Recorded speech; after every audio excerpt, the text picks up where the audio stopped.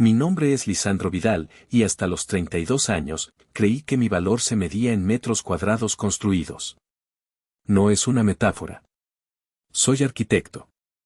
Mi padre, Benjamín Vidal, es el dueño de la constructora más grande de Monterrey. Para él, la vida siempre ha sido un balance general, una ecuación de costos y beneficios donde el amor era un activo depreciable y el estatus, una inversión a largo plazo. Todo empezó, o más bien, todo culminó, con una invitación. Aún la tengo guardada en un cajón de mi escritorio, no por sentimentalismo, sino como un recordatorio. Es un rectángulo de cartón grueso, importado de Italia, con nuestros apellidos grabados en una tipografía dorada que probablemente costó más que mi primer coche. Anunciaba la boda de mi hermano mayor, Demetrio, con Noelia, la hija de un magnate naviero. La cifra que se susurraba en los círculos sociales de San Pedro Garza García, donde vivíamos, era de $500,000. $500,000 para un solo día. Un espectáculo de poder disfrazado de celebración. Recuerdo estar de pie en medio de aquel salón palaciego, con un vaso de whisky en la mano, sintiéndome como un extraño en mi propia familia. Veía a mi padre reír a carcajadas con un senador, a mi madre, Genoveva, cuya religión siempre ha sido el que dirán, ajustando el collar de perlas de su nueva nuera. Y a Demetrio, el producto perfecto de su unión, el príncipe heredero, recibiendo las felicitaciones como si hubiera ganado una guerra en lugar de firmar un contrato. Ellos gastaron $500,000 en su día. Para el mío, ni siquiera se molestaron en hacer una llamada. La sombra de Demetrio siempre fue larga. Él era 3 años mayor, más alto, más ruidoso, más, todo. Era el reflejo de mi padre, pragmático, ambicioso, con una habilidad innata para convertir cualquier conversación en una oportunidad de negocio. Yo, en cambio, salía la rama silenciosa de la familia, esa que mi padre se había encargado de podar. Era el soñador, el artista. El que dibujaba en los márgenes de los libros de contabilidad. Cuando cumplí 18, gané una beca completa para estudiar arquitectura en la mejor universidad del país. Corrí a la oficina de mi padre, con la carta de aceptación temblando en mis manos. Él la miró por encima de sus lentes, asintió lentamente y dijo, bien. Un gasto menos. No hubo un abrazo, ni una felicitación. Solo una línea menos en su columna de egresos. 2 meses después, Demetrio consiguió una pasantía de verano en la empresa familiar, un puesto que, por supuesto, había sido creado para él. Esa noche, mi padre descorchó una botella de vino de su cava personal y brindó por el primer paso de un verdadero hombre de negocios. Me sentí invisible. Esa invisibilidad se convirtió en mi uniforme. Me gradué con honores, entré a trabajar en un prestigioso despacho de arquitectos, pero para mi familia, seguía siendo una ocurrencia tardía. El hijo creativo. La oveja bohemia. Pero tenía un secreto, una rebelión silenciosa que llevaba a cabo cada fin de semana. Mientras mis colegas jugaban al golf y mis padres asistían a galas de caridad, yo conducía mi viejo coche hacia las afueras de la ciudad, a esos barrios que no aparecen en las postales de Monterrey. Allí, en el polvo y el sol, me quitaba el saco de arquitecto de firma y me ponía el chaleco de un simple constructor. Diseñaba y remodelaba centros comunitarios, pequeñas clínicas, parques para niños. Lo hacía sin cobrar un solo peso. Era mi penitencia y mi verdadera vocación. Un acto de equilibrio para no ahogarme en el cinismo de mi propio mundo. Pasaba la semana diseñando cocinas de mármol y albercas infinitas para gente que tenía demasiado, y el fin de semana construyendo techos para gente que no tenía nada. Me sentía como un hipócrita, un espía en ambos mundos, sin pertenecer a ninguno. A veces, mientras mezclaba cemento bajo el sol, recordaba el olor de las herramientas de mi abuelo, un carpintero que mi padre apenas mencionaba. Como si la madera y el sudor fueran una mancha en nuestro impecable linaje de concreto y acero. Me preguntaba qué pensaría mi padre si me viera. Probablemente, lo añadiría a la larga lista de mis decepciones. Mi pensamiento recurrente en esos días era una frase que se repetía en mi cabeza como un eco: diseñaba lujos para gente como mi padre, pero con el corazón construía dignidad para quienes ellos nunca mirarían. Era mi forma de sobrevivir, de mantener una parte de mí a salvo de la fría contabilidad de mi familia. No sabía entonces que esa dualidad, esa lucha interna, me estaba preparando para la única persona que finalmente vería ambas mitades de mí y las amaría por igual. La persona que me enseñaría que el verdadero valor de un hogar no está en sus materiales, sino en las personas que lo habitan. Conocí a Ariadna en un martes lluvioso. El tipo de día gris y pesado en Monterrey que parece absorber el color del mundo. Yo estaba atrapado en el diseño de una mansión para un cliente que insistía en tener una cascada interior y un garaje con clima controlado para su colección de Ferraris. Me sentía vacío, como si mi alma se estuviera convirtiendo en un plano arquitectónico más, lleno de líneas rectas y sin emociones. Salí del despacho sin rumbo, necesitaba aire, necesitaba algo real. Caminé por las calles del barrio antiguo, dejando que la llovizna me empapara la cara. Y entonces, lo vi. Un pequeño local en una esquina, con un letrero de madera pintado a mano que decía, El Corazón Dulce. El escaparate no tenía luces de neón ni diseños pretenciosos, solo una torre de profiteroles y un pastel de chocolate tan oscuro y brillante que parecía un secreto. Entré. El aire olía a mantequilla, a vainilla, a hogar. Detrás del mostrador, una mujer con el cabello recogido en un moño desordenado y una mancha de harina en la mejilla levantó la vista y me sonrió. No fue una sonrisa de servicio al cliente, fue una sonrisa genuina, cálida, que iluminó el día gris. Era ella, Ariadna. Pedí un café y una rebanada de ese pastel de chocolate. Mientras me lo servía, mis ojos de arquitecto no pudieron evitar analizar la estructura del pastel. Las capas perfectamente niveladas, el ganache distribuido con una precisión milimétrica. Es una obra de ingeniería, dije, casi para mí mismo. Ella se rió, un sonido cristalino. Es más bien una obra de arquitectura. Un pastel es como un edificio. Necesita cimientos fuertes, dijo, señalando el bizcocho, una estructura que soporte el peso, indicó los rellenos, y una fachada que enamore. Pero si el interior no tiene alma, se derrumba al primer corte. Me quedé sin palabras. Por primera vez en años, alguien me hablaba en mi propio idioma, pero aplicándolo a algo lleno de calidez y vida, no a concreto y acero. Esa tarde, el café se convirtió en una conversación de 3 horas.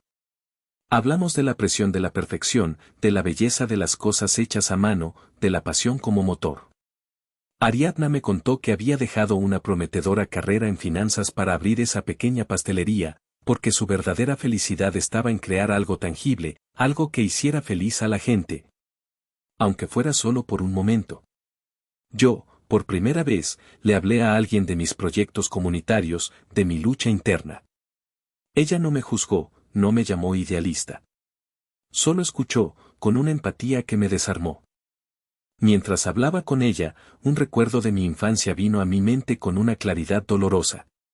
Tenía unos 7 años. Mi padre, Benjamín, aún no era el magnate que es hoy, solo un ingeniero con una pequeña constructora y grandes ambiciones. Me llevó a una de sus obras, un edificio de apartamentos. El aire olía a cemento fresco y a esfuerzo. Tomó mi pequeña mano, la puso sobre la suya y juntos colocamos un ladrillo rojo en un muro a medio construir. Todo gran edificio, hijo, me dijo, con la voz ronca por el polvo, empieza con un solo ladrillo bien puesto. Honestidad y fuerza. Nunca lo olvides. Ese era el hombre que yo admiraba, el constructor, el que creía en los cimientos sólidos. El hombre que se había perdido en algún punto del camino, reemplazado por un magnate que solo creía en las fachadas brillantes. En Ariadna, vi el reflejo de ese viejo principio, la honestidad y la fuerza de un bizcocho bien hecho, de una pasión auténtica. Me estaba enamorando. Unos meses después, cometí el error de llevarla a una cena familiar. La presenté con un orgullo que nunca antes había sentido. La reacción fue cortés, pero helada. Mi madre, Genoveva, la inspeccionó de arriba abajo. ¿Pastelera?, dijo, paladeando la palabra como si fuera algo exótico y ligeramente desagradable. ¡Qué pintoresco! Mi hermano Demetrio fue más directo. ¿Así que vendes pastelitos? Le preguntó con una sonrisa condescendiente. ¡Qué tierno! ¿Te da para vivir? Ariadna, con una calma que yo envidiaba, le devolvió la sonrisa. Me da para ser feliz, que es más importante. Durante toda la cena, sentí como mi familia la analizaba, la medía, la pesaba en su balanza de estatus y conexiones. Cuando mi madre le sugirió que debería usar nuestro apellido para darle prestigio a su negocito, supe que nunca la entenderían. Para ellos, Ariadna era un pasatiempo, una anécdota, una mancha en el impecable currículum de la familia Vidal. Para mí, se había convertido en el único cimiento sólido de mi vida. Salimos de esa casa y, bajo un cielo estrellado, le pedí que no volviera a entrar nunca más si no quería. Ella me tomó de la mano. Volveré las veces que sea necesario, me dijo. Pero no por ellos. Por ti.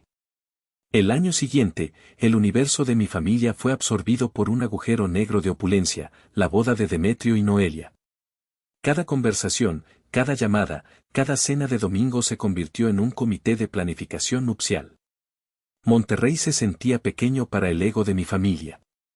Las discusiones no eran sobre amor o futuro, eran sobre logística y exhibicionismo. Traemos las flores de Holanda o de Ecuador. El chef con 3 estrellas Michelin debería servir 5 o 7 tiempos.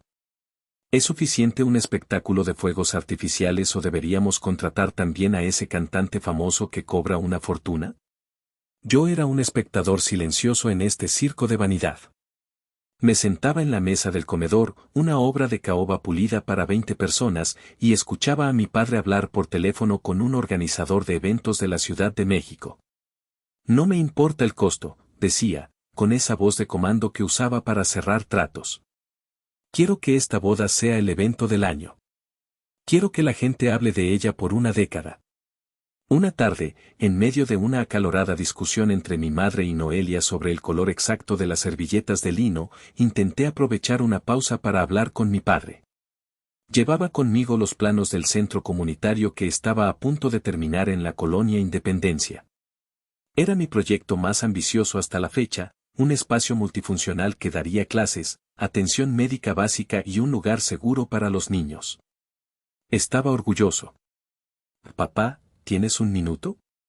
Quería mostrarte algo en lo que he estado trabajando, dije, extendiendo los planos sobre una esquina de la mesa. Él ni siquiera bajó el teléfono de su oreja. Hizo un gesto con la mano, un movimiento rápido y displicente, como si espantara una mosca. Ahora no, Lisandro, estoy en cosas importantes, dijo, y luego volvió a su llamada. Sí, te decía, el ballet parking tiene que ser impecable. Me quedé allí, con los planos en la mano, sintiendo cómo se arrugaban bajo la presión de mis dedos. Mis cosas nunca eran importantes. Mi mundo de estructuras con propósito social era un juego de niños comparado con su mundo de estructuras de poder. Ariadna, que estaba a mi lado, puso su mano sobre la mía y la apretó suavemente. Su silencio me dio más consuelo que cualquier palabra. La boda fue exactamente lo que mi padre quería, un espectáculo inolvidable. 500 invitados de la élite política y empresarial del país. Un río de champaña y un desfile de vestidos de diseñador y joyas que podrían haber financiado un hospital entero. Demetrio y Noelia parecían 2 figuras de un pastel carísimo, sonriendo para las cámaras de las revistas de sociedad, perfectos y vacíos. Mientras observaba a mi hermano recibir un abrazo de mi padre, un abrazo genuino, lleno de orgullo, sentí un frío que ninguna copa de whisky podía calmar. Ariadna y yo estábamos en una mesa alejada, junto a algunos primos lejanos. Nos sentíamos como en una embajada extranjera. Fue entonces cuando mi tío Eliseo, el hermano menor de mi padre, la oveja negra original de la familia, se acercó a nuestra mesa. Eliseo había decidido ser profesor de historia en lugar de unirse a la empresa, una decisión que mi padre nunca le perdonó. Se sentó, aflojándose la corbata. Parece un funeral romano, ¿no creen? Dijo con una sonrisa irónica. Mucho espectáculo para celebrar la muerte de la individualidad. Nos reímos. Era el único allí que parecía respirar aire de verdad. No se dejen engañar por todo esto, muchachos, continuó, mirando el salón con una mezcla de pena y resignación.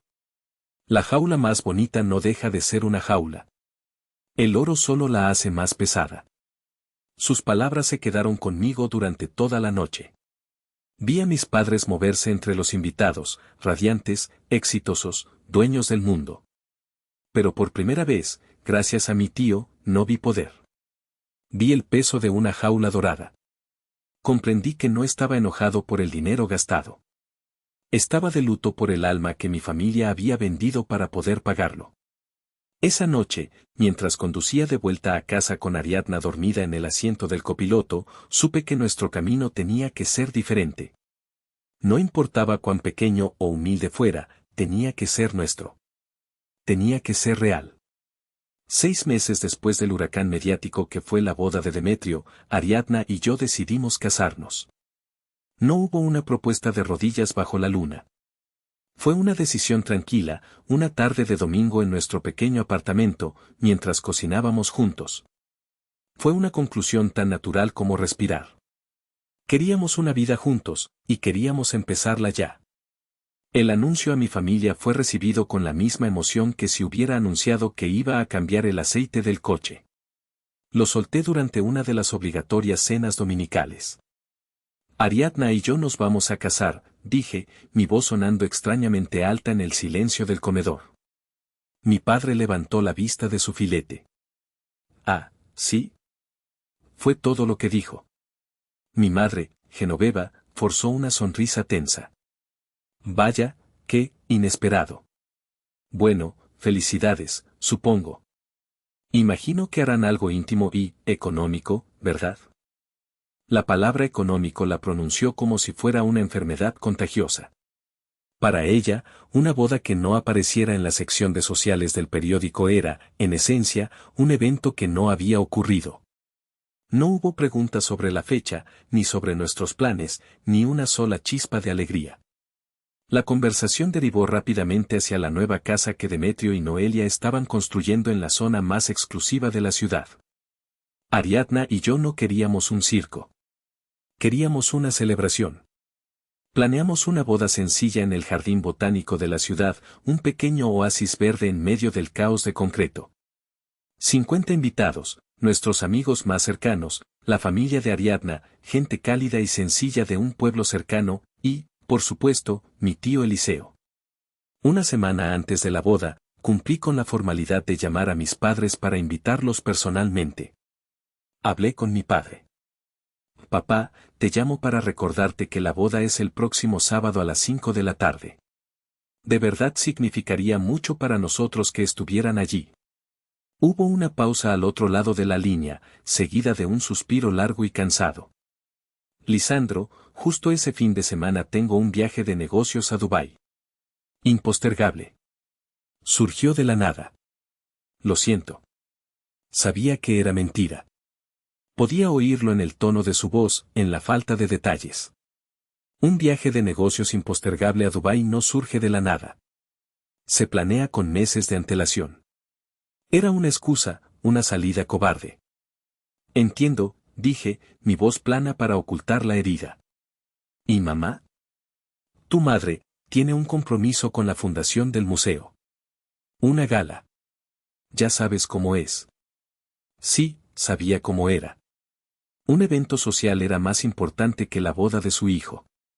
Colgué, sintiendo un nudo amargo en la garganta. Pero una parte de mí, una parte tonta y esperanzada, todavía creía que aparecerían. Que en el último minuto, el amor familiar triunfaría sobre el orgullo. El día de mi boda amaneció claro y perfecto. El jardín estaba precioso, decorado con luces sencillas y flores silvestres. Ariadna se veía radiante en un vestido simple y elegante que ella misma había ayudado a diseñar. Mis amigos estaban allí, mi tío Eliseo me dio un abrazo que me recompuso el alma, y la familia de Ariadna me trató como a un hijo. Era un día feliz. Pero mis ojos no dejaban de desviarse hacia las 2 sillas vacías en la primera fila. A las 4:45, 15 minutos antes de la ceremonia, no pude más. La esperanza tonta se negaba a morir. Me alejé de todos, saqué mi teléfono y marqué el número de mi madre. Contestó al tercer tono. ¿Lisandro? ¿Pasa algo? Su voz sonaba distante, como si estuviera en medio de una multitud. Mamá, la ceremonia empieza en 15 minutos. Solo quería saber si iban a venir. Hubo un silencio. Podía escuchar música de fondo y el murmullo de conversaciones. Claramente, no estaba en casa lamentando su ausencia. Estaba en su gala. Lisandro, ya te lo dijimos. Tu padre está de viaje y yo tengo este compromiso. Es mi boda, mamá, susurré, la voz finalmente rompiéndose. Y entonces, ella pronunció las palabras que finalmente mataron esa estúpida esperanza. Las palabras que se grabaron en mi memoria como un epitafio. Su tono ya no era distante, era gélido, afilado como un trozo de hielo. Fue tu elección. Disfruta casándote con tu pastelera. No seremos parte de esa vergüenza. Y colgó. Me quedé mirando el teléfono, el silencio zumbando en mis oídos. Vergüenza. Esa era la palabra que había elegido. Mi amor, mi felicidad, mi elección de vida, eran una vergüenza para ella. Y en ese momento, el dolor de años de sentirme inadecuado, de buscar una aprobación que nunca llegaría, se cristalizó. Y luego, se rompió. Y debajo de los pedazos rotos, no había más tristeza. Había una calma extraña. Una liberación. Regresé a donde estaba Ariadna. Ella vio mi cara y supo todo. No dijo nada, solo me tomó de la mano. Caminamos hacia el pequeño altar improvisado. Y mientras decía mis votos, mirando a los ojos de la mujer que me había elegido a mí, al hombre completo, no a la mitad que mi familia quería ver, me sentí más fuerte que nunca. Durante la pequeña recepción, mientras bailábamos nuestra primera canción, un amigo mío, un periodista que trabajaba para una agencia internacional en Francia, me envió un mensaje. Felicidades, hermano. Oye, esta es tu Ariadna, qué increíble, el mundo es un pañuelo. Adjuntó un enlace. Lo abrí por curiosidad. Era un artículo de una prestigiosa revista culinaria francesa, Le Monde Culinaire. El titular era grandilocuente. Y debajo, había una foto de mi esposa, de mi Ariadna, recibiendo un premio en un escenario elegante en París. Leí el titular 1, 2, 3 veces. Una sonrisa genuina y afilada, se dibujó en mi cara. Saqué una captura de pantalla del artículo, con el titular y la foto bien visibles. Abrí un nuevo mensaje. Lo envié a mi padre, a mi madre y a Demetrio. Sin una sola palabra. Luego, apagué el teléfono, guardé el rectángulo de vidrio y metal en mi bolsillo, y volví a abrazar a mi esposa. El futuro, por primera vez, era completamente mío.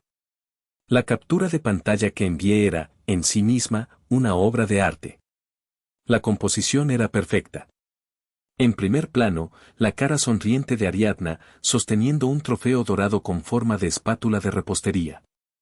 Detrás de ella, un fondo desenfocado con las luces de la Torre Eiffel. Y arriba, en negritas, el titular que lo cambiaba todo.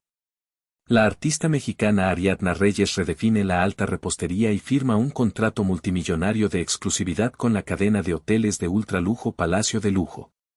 Debajo del titular, el subtítulo era aún más jugoso: la chef, dueña de la discreta pero aclamada pastelería, El Corazón Dulce. Se convierte en la directora creativa de todas las experiencias de repostería para la prestigiosa cadena hotelera a nivel mundial, tras ganar el codiciado Prix d'Or Pâtissier en París.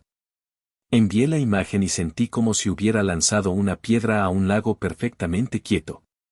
Sabía que las ondas llegarían, pero no imaginé la velocidad ni la violencia del tsunami que provocaría.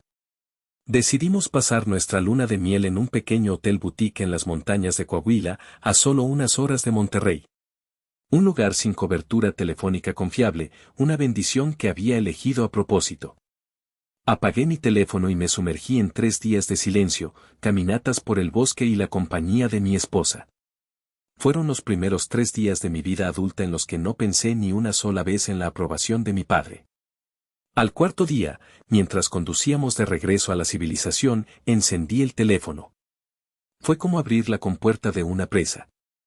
Una avalancha de notificaciones inundó la pantalla, haciendo que el aparato vibrara en mi mano como un animal asustado. 27 llamadas perdidas de mi padre. 19 de mi madre. 12 de Demetrio. Y los mensajes de texto eran una sinfonía de pánico creciente. El primero, de mi madre, a las 10 de la noche del día de la boda: Lisandro, ¿qué significa esta foto? Llámame. Luego, uno de mi padre, una hora después: necesito hablar contigo urgentemente.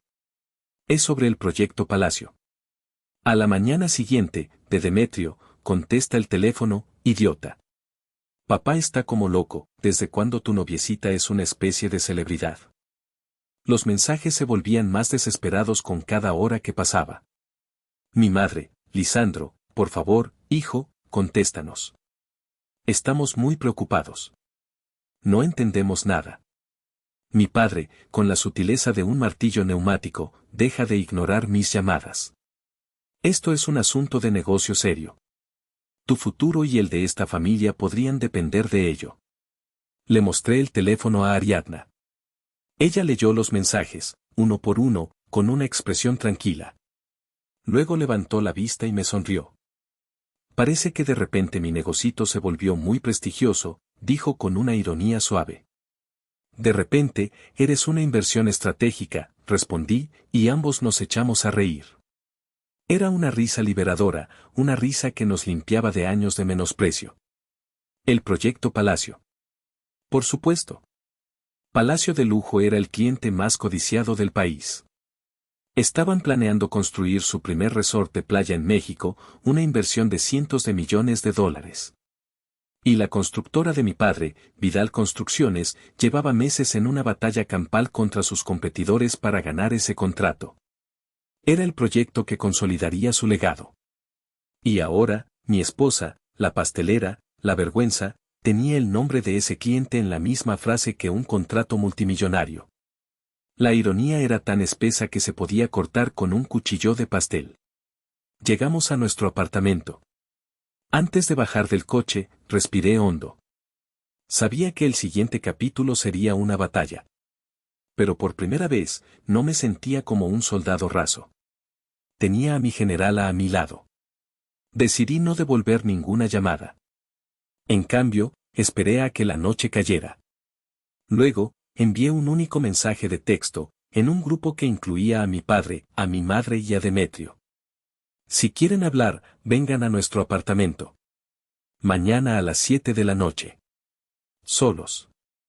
Y traigan sus propias bebidas. La última frase fue un pequeño acto de mezquindad, lo admito. Pero se sintió increíblemente bien. El control, por primera vez en mi vida, estaba en mis manos. Apagué el teléfono y fui a abrazar a mi esposa. Mañana sería un día largo. A las 7 en punto de la noche siguiente, el timbre de nuestro apartamento sonó. La puntualidad de mi padre era legendaria, especialmente cuando había dinero de por medio. Miré a Ariadna, que estaba terminando de arreglar unas flores en un jarrón. Me guiñó un ojo. ¿Listos para la función?, susurró. Abrí la puerta. Allí estaban, Benjamín y Genoveva Vidal, mis padres, parados en el pasillo de mi modesto edificio de apartamentos, luciendo tan fuera de lugar como un par de pavorreales en un gallinero. Mi padre vestía un traje impecable, mi madre un vestido de diseñador y un collar de perlas. En sus manos, no traían bebidas. Traían un regalo envuelto en papel brillante y con un lazo enorme, un torpe intento de ofrenda de paz. Lisandro, hijo, empezó mi madre, con una voz que intentaba sonar cálida pero que se quebraba por la tensión. Pasen, dije, mi tono era neutro, cortés. El tono que usarías con un cliente, no con tu familia. Entraron, sus ojos recorriendo cada centímetro de nuestro hogar. Podía ver el juicio en su mirada. El sofá que no era de piel italiana, la mesa de centro que habíamos restaurado nosotros mismos, los libros apilados en el suelo. Para ellos, no era un hogar, era una declaración de fracaso. Se sentaron rígidamente en el borde del sofá. Mi padre carraspeó, el sonido llenando el silencio incómodo. Hijo, tu madre y yo, queremos ofrecerles una disculpa, comenzó, con la formalidad de quien lee un comunicado de prensa. Cometimos un error. No sabíamos. ¿No sabían qué, papá? Pregunté, mi voz tranquila. ¿Que Ariadna es una mujer increíblemente talentosa? ¿O que su talento resulta ser muy rentable? Mi madre se apresuró a intervenir. No, cariño, no es eso. Es que, nunca nos contaste de sus logros, de sus premios. ¿Habría importado? La interrumpí. La presenté ante ustedes como la mujer que amo, la dueña de su propio negocio, una persona trabajadora y apasionada. ¿Acaso eso no era suficiente? Necesitaban ver un trofeo o un estado de cuenta para tratarla con un mínimo de respeto. Genoveva tuvo la decencia de bajar la mirada. Mi padre, sin embargo, era un hombre de negocios. La sutileza no era su fuerte cuando estaba acorralado. Escucha, Lisandro. Tienes razón. Lo manejamos mal, dijo, inclinándose hacia adelante. Pero ahora tenemos una oportunidad de arreglar las cosas. Para todos. Tu esposa, Ariadna, tiene una conexión importante. Una conexión que puede ser muy beneficiosa para la empresa. Para el legado familiar. Ahí estaba. La verdad desnuda. No se trataba de mí, ni de Ariadna, ni de su felicidad. Se trataba del legado. De la empresa. Del maldito proyecto Palacio. ¿Así que de eso se trata todo esto? Dije, y una risa amarga escapó de mis labios. No están aquí para disculparse por haberme roto el corazón el día de mi boda. Están aquí porque juzgaron mal una inversión. Pensaron que me estaba casando con una acción sin valor, y resulta que es una acción de primera categoría, ¿no es así? No lo pongas de esa manera. Exclamó mi madre, ofendida. ¿De qué otra manera quieren que lo ponga? Repliqué, mi voz subiendo de volumen por primera vez. Me llamaron una vergüenza. Dejaron 2 sillas vacías en mi boda porque mi esposa era una pastelera. Y ahora vienen aquí, a mi casa, a pedirme que use a mi esposa como una palanca de negocios. Mi padre se puso de pie, su paciencia agotada. Y basta de dramatismo, Lisandro. Sé práctico por una vez en tu vida. Nuestra constructora está en la fase final para ganar el contrato del nuevo resort de Palacio de Lujo. Es el proyecto más grande de nuestra historia. La conexión de Ariadna puede asegurar ese contrato. Piensa en lo que significaría para nuestro apellido. Y entonces, Ariadna, que había permanecido en silencio junto a la ventana, observando la escena con una calma casi sobrenatural, habló. Su voz era suave, pero cortó la tensión en la habitación como un cuchillo afilado. Me temo que eso ya no será posible, señor Benjamín. Mi padre se giró para mirarla, sorprendido, como si acabara de recordar que ella estaba allí. ¿Qué quieres decir? Preguntó, con un tono condescendiente. Ariadna se acercó lentamente, su presencia llenando el espacio. No había rastro de la chica tímida que habían conocido en aquella cena. Esta era una mujer en completo control de su mundo.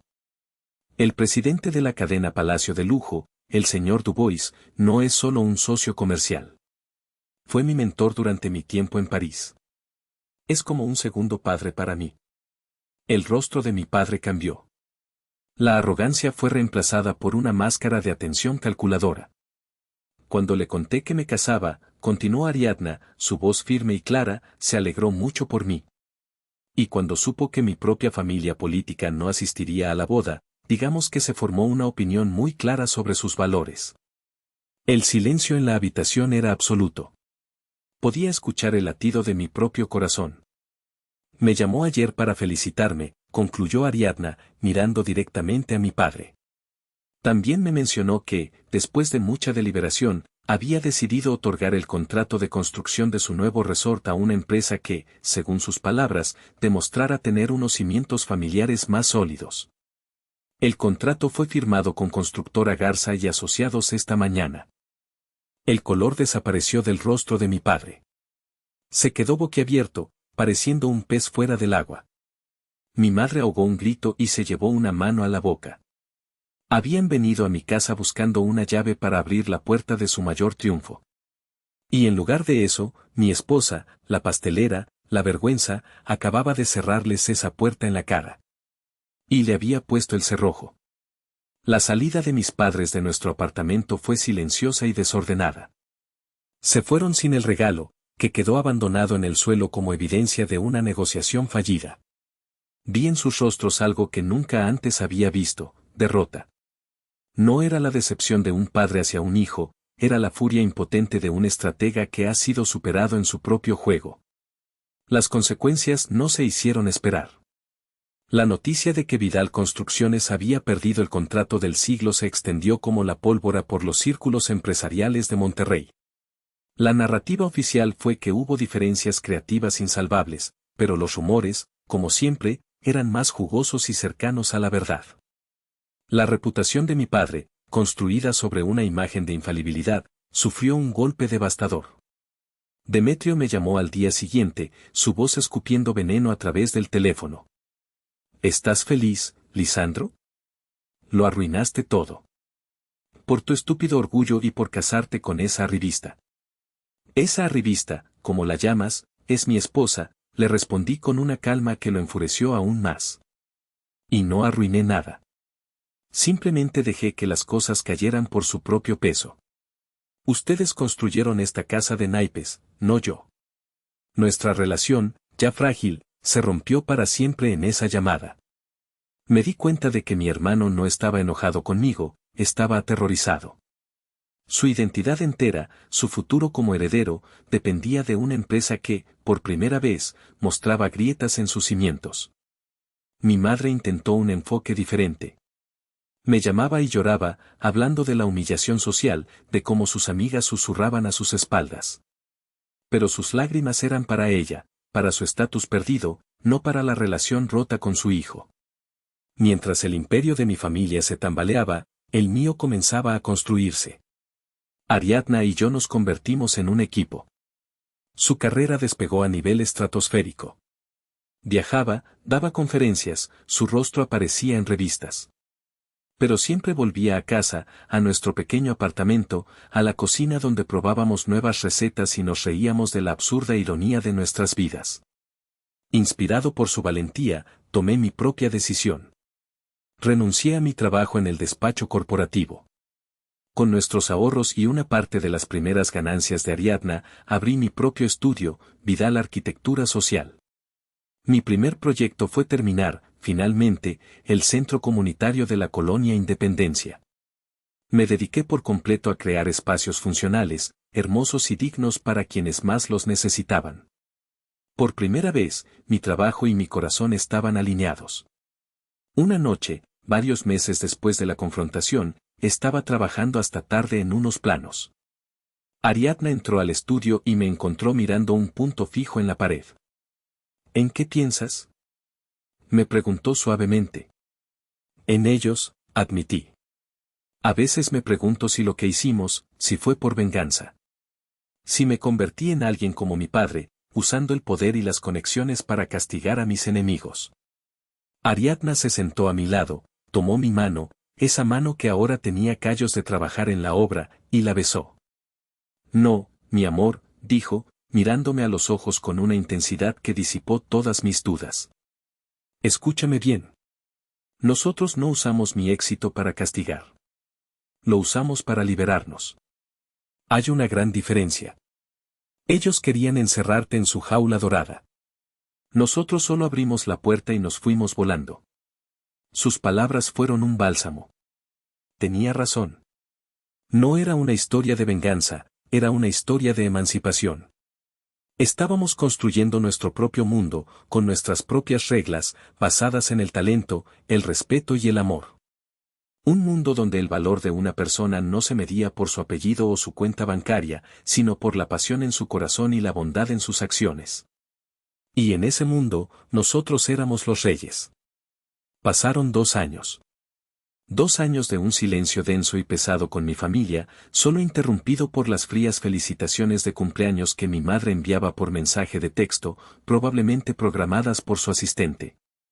En esos 2 años, el mundo que Ariadna y yo habíamos soñado se hizo realidad. Mi estudio de arquitectura creció. Ganamos reconocimiento por nuestros diseños sostenibles y nuestro enfoque en el impacto comunitario. Ya no era el hijo de, era Lisandro Vidal, el arquitecto que construía bibliotecas en lugar de centros comerciales. Ariadna, por su parte, se había convertido en un nombre propio en el mundo de la gastronomía. El Corazón Dulce ya no era una sola tienda, sino una marca asociada a la excelencia y la innovación, aunque ella se aseguró de que el local original, nuestro local, mantuviera siempre su alma intacta. Compramos una casa, una vieja casona en el centro de la ciudad que remodelamos nosotros mismos. Tenía un jardín enorme donde plantamos árboles frutales y un estudio para mí con vistas a ese jardín. Pero la construcción más importante de esos años no fue de ladrillo y cemento. Fue el nacimiento de nuestra hija, a la que llamamos Clara. Una tarde, mientras estaba en el jardín meciendo a Clara en mis brazos, mi teléfono sonó. Era mi tío Eliseo. Su voz era grave. Lisandro, es tu padre. Tuvo un derrame cerebral. Está en el hospital, grave. Un torbellino de emociones me golpeó. Rabia, dolor, indiferencia y una punzada de una vieja y tonta lealtad filial. Miré a Ariadna. Ella simplemente asintió. Ve, me dijo. Ve por ti, no por él. Fui solo. Encontré a mi madre y a Demetrio en una sala de espera privada, luciendo demacrados. No hubo abrazos, solo un incómodo asentimiento. Entré en la habitación. Mi padre, Benjamín Vidal, el titán del concreto, yacía en una cama de hospital, reducido, frágil, conectado a un laberinto de tubos y monitores. La mitad de su rostro estaba paralizada, pero sus ojos estaban abiertos. Y me estaban mirando. Me acerqué y me senté a su lado. El silencio se prolongó. No sabía qué decir. ¿Te lo dije? ¿Lo siento? Nada parecía correcto. Él levantó su mano buena, temblorosa, y la movió con un esfuerzo inmenso. Su boca intentó formar palabras, pero solo salió un murmullo ininteligible. La frustración inundó sus ojos. Luego, con un último esfuerzo, susurró, su voz apenas un hilo de aire, rota y áspera. Los planos, logró decir. Del centro, comunitario. Los vi. Se detuvo, tomando aire. Yo contuve la respiración. Sus ojos buscaron los míos, y por primera vez en mi vida, vi algo más allá del empresario, más allá del juez. Vi al hombre que una vez me enseñó a poner un ladrillo. Un gran edificio, hijo. Y eso fue todo. Cerró los ojos, agotado. Una sola lágrima rodó por mi mejilla. No era una lágrima de tristeza por el hombre que estaba perdiendo, sino por el padre que nunca tuve, excepto en ese fugaz y último momento. La validación que había buscado toda mi vida había llegado finalmente, no en un brindis con champaña ni en un bono millonario, sino en el susurro quebrado de un hombre roto. Y fue suficiente. Mi padre sobrevivió, pero nunca volvió a ser el mismo. Se retiró, dejando una empresa mermada en manos de un Demetrio que no estaba preparado para dirigirla. Hoy, mi vida no es la que ellos planearon para mí. Es infinitamente mejor. Hace unos meses, Ariadna y yo creamos una fundación que otorga becas a jóvenes de bajos recursos que quieren estudiar arquitectura o gastronomía. La llamamos la Fundación del Cimiento y el Corazón. A veces, por la tarde, me siento en el jardín de mi casa. Veo a Clara dar sus primeros pasos sobre el césped, mientras el olor de un pastel recién horneado sale por la ventana de la cocina. Veo a Ariadna salir a su encuentro, riendo, con una mancha de harina en la mejilla. Y pienso en el legado. Mis padres gastaron $500,000 en un espectáculo, pero se perdieron lo que no tiene precio, la oportunidad de ser parte de nuestra felicidad. Y ese es un costo que ninguna fortuna puede pagar. Mi verdadero legado no son los edificios que diseño, no es mi apellido. Mi legado es esta risa en el jardín, es la calidez de mi hogar, es la mano de mi esposa en la mía. Es saber que la estructura más fuerte que jamás construiré, es mi propia familia.